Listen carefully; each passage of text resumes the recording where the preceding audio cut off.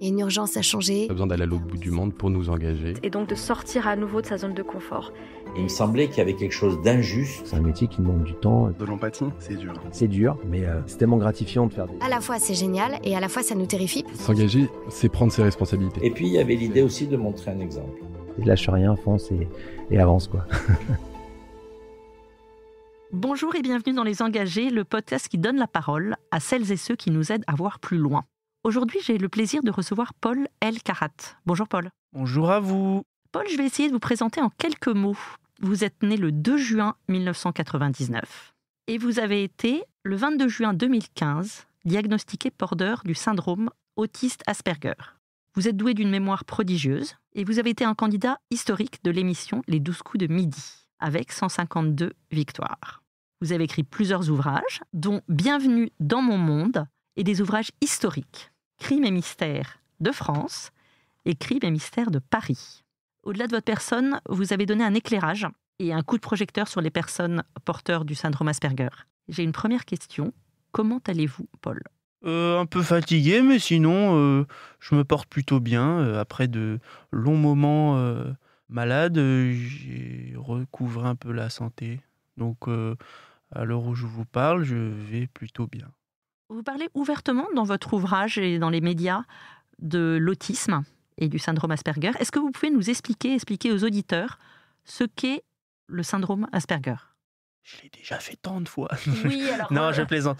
Oui, mais c'est important de oui, le bien redire. Sûr. Oui. Après, on abordera d'autres sujets. Alors là, pour le redire, je l'ai souvent dit, mais je veux bien réitérer la définition, Merci. Du moins la définition qui se veut la plus généraliste possible, parce que il est tout bonnement très dur, très compliqué de donner une définition unilatérale de l'autisme et en l'occurrence du syndrome d'Asperger, mais je vais dire que c'est des connexions neurologiques différentes de ceux qu'on appelle les neurotypiques. C'est une manière de penser, de voir, d'agir qui est peut-être assez singulière, différente du commun des mortels, on va dire. C'est un nouveau regard, un nouveau visage, c'est une capacité à voir les détails, c'est une soif d'apprentissage sur des sujets donnés, ce qu'on appelle aussi les intérêts restreints, ce qui est une spécificité des personnes avec autisme. C'est une difficulté souvent à comprendre le second degré, à saisir l'humour, même si c'est quelque chose qui n'est pas arrêté dans le temps, qui peut évoluer. On l'a bien vu avec moi. Je ne suis pas le même il y a 4 ans qu'aujourd'hui. Et c'est aussi des difficultés, évidemment, à sociabiliser, à créer du lien humain, du lien social avec autrui. Tout simplement le fait d'être bien assimilé au monde qui nous entoure, à ces conventions sociétales qui nous dépassent très souvent et dont beaucoup n'ont pas envie de s'y frotter. En fait, c'est un ensemble assez hétéroclite qui rassemble peu ou prou les personnes porteuses d'autisme et en l'occurrence du syndrome d'Asperger, parce que là, je parle évidemment surtout du syndrome d'Asperger parce que le syndrome dit de Kanner ou autisme infantile qui peut évidemment se régénérer entre guillemets à l'âge adulte, c'est quelque chose encore différent parce qu'il peut y avoir justement des séquelles cognitives, avoir un retard mental, une incapacité à parler, un retard de langage. Il y a encore plein de soucis qui peuvent être présents chez certaines formes d'autisme et totalement absentes, édulcorées chez d'autres. Et voilà, il est vrai que sur le plan de l'autisme, je ne suis pas celui qui suis le plus à plaindre, entre guillemets, mais j'ai beaucoup de souffrances derrière moi, beaucoup de non-dits, beaucoup de difficultés d'intégration, beaucoup de périodes chroniques de dépression qui reviennent à intervalles réguliers et je suis, on va dire, assez lucide sur ma situation, sur ma condition et évidemment, j'essaie à chaque fois de repousser un peu plus les limites, les frontières du possible, du réel, entre guillemets, et de montrer que malgré les difficultés inhérentes à notre syndrome, on est en mesure de réaliser de grandes choses, d'être en mesure de croire en ses rêves et de réaliser des activités, de s'adonner à des passions, à des professions que l'on n'aurait pas pensé il y a quelque temps réussir. Pour faire un petit retour en arrière, au cours de votre enfance et de votre adolescence, vous avez été dans un flou sur les symptômes et ce que vous ressentiez jusqu'à ce fameux 22 juin 2015 où vous avez eu le diagnostic de votre autisme et du syndrome d'Asperger. Est-ce que ça a été un soulagement de savoir ? Comme je l'ai souvent dit, oui. Ça a été un soulagement parce qu'on allait enfin mettre un nom sur ce que j'avais. Ça faisait 13 ans qu'il y avait une errance diagnostique, qu'aucun pédiatre, psychiatre, psychologue n'arrivait à mettre un nom sur mes troubles et sur mes incapacités peut-être notoires à créer un lien social constant et linéaire. Et là, en l'occurrence, par des tests assez poussés dans un centre de ressources autisme, à la Martinique à l'époque, on a enfin mis le terme de syndrome d'Asperger. En l'occurrence, pour ma part, c'était syndrome d'Asperger et autisme de haut niveau.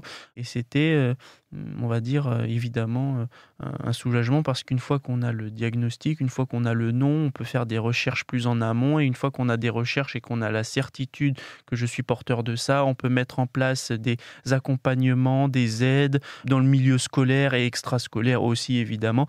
Et donc, du coup, ça permet aussi de parler de ce sujet pour sensibiliser le grand public. Le grand public, les professeurs, les proches, la famille, les camarades, les amis, etc. À ce que vous avez réellement, à la manière dont vous fonctionnez. À ce dont je suis porteur et comment ça se manifeste et comment il faut se comporter, quelle attitude faut adopter, quels mots faut choisir, faut employer, la manière dont il faut pas communiquer, etc.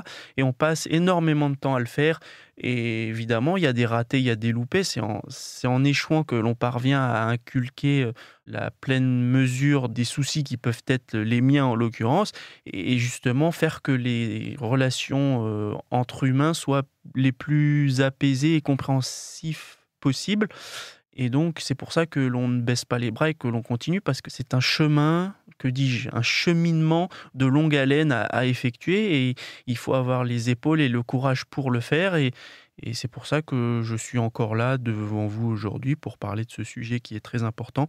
Évidemment, je suis qu'une forme parmi des millions d'autres, et malgré ça, j'essaie d'être le plus exhaustif dans ma manière d'expliquer. Et évidemment, il y aura toujours des manquements, il y aura toujours des choses qui ne seront pas évoquées comme certains le souhaiteraient.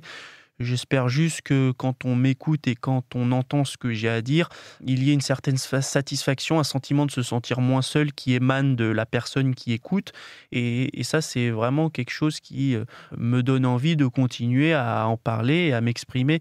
Donc forcément, il y a des millions d'enfants qui ne me ressemblent pas et qui sont porteurs d'autisme aussi et qui n'ont pas les mêmes capacités que moi. Vous avez fait de votre différence une vraie force. Quels conseils vous donneriez à des gens qui côtoient dans leur famille ou le temps d'une rencontre des gens porteurs d'autisme? Beaucoup d'écoute, beaucoup de patience, beaucoup d'abnégation, une envie de bien faire, une envie d'être le plus possible porté sur les propos qui vont être proférés, sur les indices que va laisser la personne, qu'elle soit vocale ou non d'ailleurs. Les moyens ne sont pas non plus excessivement larges, mais pour des parents qui se sentiraient démunis et qui connaissent leur enfant mieux que quiconque, c'est toujours délicat de dire quelles sont les prises de position, les prises de parole à avoir dans telle ou telle circonstance avec tel ou tel enfant, en sachant qu'il y a une infinité de syndromes, de déficits potentiellement intellectuels, etc. ou non. Est-ce que il y a des choses qui vous blessent ou qui vous mettent en colère ? Le mensonge. D'ailleurs, il ne suffit pas forcément d'être autisme pour ne pas supporter les gens qui dissimulent dans un sens mensonger, c'est-à-dire qu'ils dissimulent et ils mentent aussi. Ils ne sont pas honnêtes simplement. On est des personnes très franches du collier, on va dire. Quand on a quelque chose à dire, on ne lésine pas sur les moyens, on n'a pas notre langue dans notre poche, donc quand il y a un problème, on va le faire savoir. La chose à faire, la plus importante, comme je l'ai dit au début, c'est l'écoute, l'attention, évidemment une tolérance sans faille, une patience d'ange, entre guillemets, et beaucoup d'affection, pas forcément dans un sens physique, mais témoigner de l'importance qu'a la personne en face pour vous et faire en sorte qu'il ressente cette proximité et cet amour-là que vous avez pour lui et voilà, sentir que vous pouvez lui faire confiance parce que justement, quelqu'un d'incompris, quelqu'un qui se sent seul n'est jamais aussi près de ce que l'on considère être la folie, en fait. plus il va se sentir seul, plus il va se sentir en dehors de toute réalité sociale et humaine, plus on va avoir l'impression qu'il est fou. Et en l'occurrence, c'est ça ce que les neurotypiques appellent la folie. C'est pas quelqu'un qui est forcément fou, c'est-à-dire inconscient, déconnecté de la réalité, mais c'est quelqu'un qui a une manière de fonctionner et d'interagir qui n'est absolument pas l'apanage du plus grand nombre, en fait. Et le parallèle est fait avec ce qu'on appelle la norme. Vous voyez, c'est pour ça que les autistes sont réputés pour leur aspect tatillon, pointilleux, méticuleux, leur capacité à voir là où les autres n'arrivent pas à voir les détails. Et c'est quand on pixelise un peu sur le détail qu'on s'aperçoit que les rouages sur lesquels sont réglés la normalité de l'humanité, en l'occurrence d'une société donnée, humaine, est biaisé, au sens où vraiment il y a des choses qui ne vont pas du tout. Et c'est pour ça qu'il y a besoin de gens différents. Puis d'ailleurs, à chaque fois que la différence a fait parler d'elle, elle a fait peur. Du coup, les gens se sont sentis rejetés, ils se sont réfrénés, ils n'ont pas pu être eux-mêmes. Et ça a donné des vies et des destinées assez tragiques. Et c'est pour ça que la tolérance est aussi affiliée au désir d'ouverture d'une société sur la différence quelle qu'elle soit, qu'on soit une personne autiste, schizophrène, trisomique ou même homosexuelle. Hein. Je fais le parallèle exprès. Parce que c'est toujours des gens que l'on considère un peu comme des déviants, ça va un peu de travers dans la tête psychologiquement, donc on a l'impression que c'est des gens qui vont pas bien, et du coup ils sont mis de côté parce qu'ils sont considérés comme étranges, bizarres. Et ça, c'est des mots qui génèrent beaucoup de souffrance chez les personnes qui sont différents. Voilà, c'est ça. Et qu'est-ce qui pour dire ça calmement. Qu'est-ce qui vous rend heureux, ou du moins content, Paul ? La lecture ? Oui, la lecture, ça peut apaiser ou voire ça peut exciter aussi. Hein. Je peux vous dire, ça dépend des lectures, au même titre que ça dépend de la musique que vous écoutez. Ça dépend de l'état d'esprit dans lequel vous êtes. Si vous êtes en souffrance, triste et que vous écoutez du Chopin ou du Beethoven, ça va peut-être certainement aggraver vos maux. Par contre, si vous êtes en souffrance et que vous avez envie de vous battre, vous écoutez du hard rock, du heavy metal, là, ça peut vous réveiller. Ouais, ça dépend. Si vous êtes triste, angoissé et que vous lisez du Nietzsche, ça peut peut-être vous donner des idées, mais des idées qui vont dans un sens pas forcément positif, vous voyez. Alors vous êtes déjà dans une sphère négative, c'est pas la peine d'en rajouter.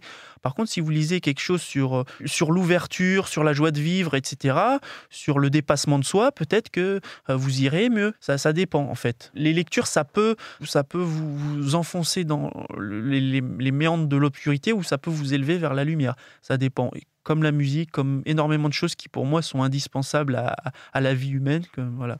Comme disait Nietzsche d'ailleurs, la vie sans musique serait une erreur. Voilà, je le dis souvent. Il y a une chose qui semble vous rendre content, vous intéresser particulièrement, c'est l'histoire. Oui. Faire des listes, écrire comme ce livre Crimes et mystères de France. Déjà, je pense que quelqu'un qui aime l'histoire, c'est quelqu'un d'assez éclectique, c'est quelqu'un qui aime tout ce qui l'entoure, en fait. C'est quelqu'un qui a une curiosité inextinguible.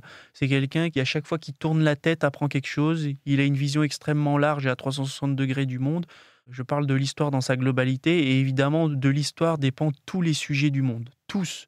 Mais il y a aussi un aspect beaucoup plus sombre qui me tient à cœur, c'est le rapport au crime, c'est le rapport au meurtre, c'est le rapport aux assassinats. Et alors pourquoi est-ce que vous êtes attaché à cette branche de l'histoire ? Parce que le crime est aussi vieux que l'humanité.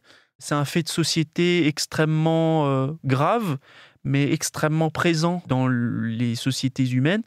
Et en fait, le simple fait que j'ai envie de creuser sur l'histoire, comme je l'ai dit, la psychologie, les motivations, l'état mental, le contexte qui a amené à la réalisation de ce crime, la manière dont est géré le criminel, tout le cheminement qui est fait, les crimes, l'arrestation, le procès, l'exécution, etc.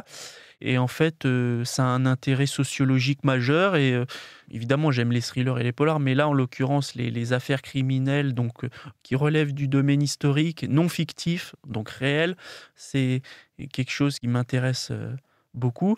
Et aussi parce que je considère que j'ai un cerveau qui est un peu calqué sur le cerveau des psychopathes. Psychopathe, en fait, si on prend la racine grecque, ça veut simplement dire quelqu'un qui souffre de l'âme, et je suis quelqu'un qui souffre énormément de l'esprit. Donc, par définition, je suis un psychopathe. J'ai été en institution psychiatrique, j'ai eu des moments d'extrême tension, de faiblesse, de mal-être,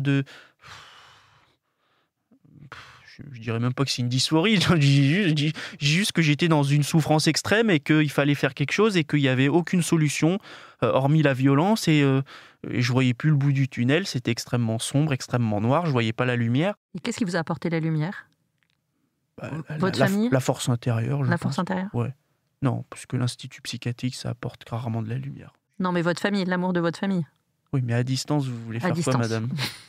Ils en peuvent plus de vous, ils ont peur pour leur propre sécurité ou santé mentale aussi, et donc ils n'ont pas d'autre choix que de vous placer dans un institut psychiatrique parce qu'ils n'ont pas d'autres alternatives. Donc que voulez-vous que je fasse à part s'appeler?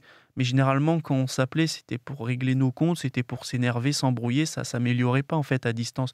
Déjà de près, ça s'améliorait pas. Donc oui, j'ai dû puiser la force intérieure. Je savais que c'était pas ma solution d'être enfermé dans une chambre entre 4 murs avec une fenêtre qui s'ouvre pas parce qu'on a peur que vous sautiez par la fenêtre. Il y a des mesures qui sont prises, évidemment. Tu rentres pas dans cette institution sans raison, mais c'est compliqué. Et donc, j'ai fini par en sortir parce que j'ai pris des médicaments, parce que ça s'est tassé, parce que j'ai eu des rendez-vous, parce que j'ai eu des gens à l'écoute, parce que j'ai eu des gens formés aussi pour ça. Et c'est pour ça que, généralement, ça suffit rarement. Mais c'est un peu ma vie et je l'exprime comme je la ressens et comme elle est. Voilà. On arrive à la fin de notre entretien et je vais vous poser la question rituelle de notre podcast Les Engagés. Si vous étiez à ma place, quel engagé inviteriez-vous? J'enverrais peut-être Charles Anderlin. Alors Charles Anderlin, c'est un journaliste spécialiste du conflit israélo-palestinien qui a écrit des livres sur Israël et en fait, il connaît excessivement bien le sujet. Il est lui-même d'origine juive et il connaît très bien les rouages et la situation géopolitique de cette région ô combien complexe et que peu de gens en Occident arrivent à saisir. Merci beaucoup, Paul Elkarat, d'être venu au micro des Engagés. Merci à vous.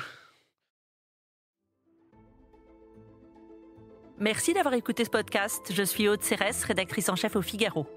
Vous pouvez nous retrouver sur Figaro Radio, lefigaro.fr et toutes les plateformes d'écoute. Si vous avez aimé ce podcast, n'oubliez pas de vous abonner et de donner votre avis sur Apple Podcasts et Spotify. À bientôt.